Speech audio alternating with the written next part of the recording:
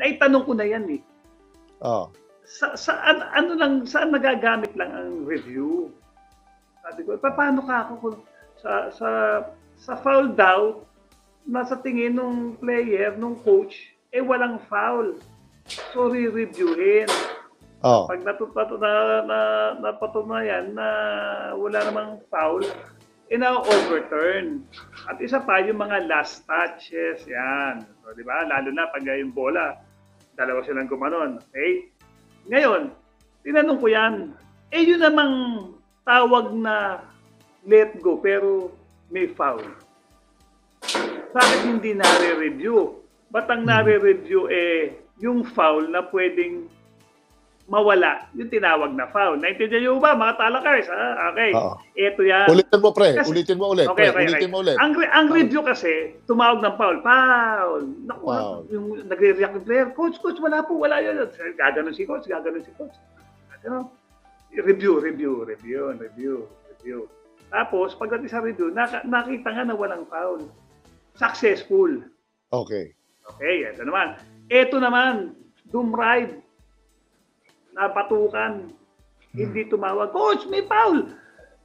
Review. Hindi pwedeng ma-review. Bakit? Di ba kung titingnan mo, di ba? Kung nga naman, bakit? Ito po mga pangyayari yan. Ito na-explain sa akin na maganda at gusto ko rin pong i-share sa inyo. Kasi po yung may foul, pag tumawag ng foul ng referee, tumitigil ang laro. Dead ball yan may foul So kung sa tingin ng player at ng coach nakita walang foul, pwede nga i-contest kasi dead ball. Okay.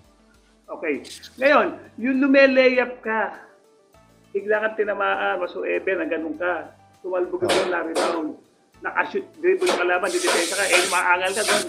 Tapos sunod yung kalaban, hindi naman shoot, na-rebound mo, gano'n naman, tapos nakasunod ka, na-rebound mo na kalaban, hindi mo, so nagdidribble yung kalaban, didepensa ka, tumiri ka lang, damitis. Sabihin, marami ng sequence na nagdaan. Ang hirap habulin, yung non-call. Naintindihan Judgment niyo ba? yun. Judgment call. Judgment yun. Ang hirap pong habulin. Naintindihan niyo ba yung sinasabi ko, mga katalakers? Kasi, let's say, dribble ako, sinundatan ako yan. Pag sundot siya, tumama sa mata ko, nagagano. Non-call, gusto ko pa. Hindi ko pwedeng ihinto. Ang laro, dire-diretso yun. Ngayon, ang tanong dyan, siyempre, pag dire-diretso, ang dami ng mga sequence na nangyari para balikan mo yun.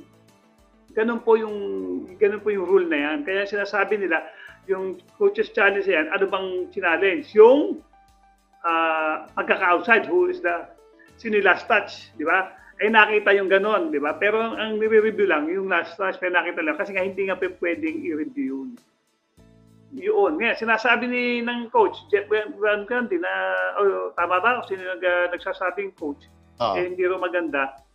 Well, talagang gano'n kasi nakita Kaya lang, ang mangyayari yan is kung lagi na lang may ganun, hihinto ng hihinto. Hihinto ng hihinto. Review ng review.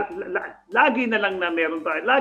Ang magiging sa referee, para na lang kaming nito. Hindi na kayo tiwala sa aming siyempre, may human error naman din minsan.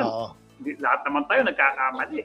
Ulitin ko yung foul, pwedeng habulin na wala palang foul. Kasi, nung tinawag yung foul, automatically, pag tumawag ang referee, dead ball situation yun. So, pwedeng mag-usap-usap kasi dead ball. The ball is not in play.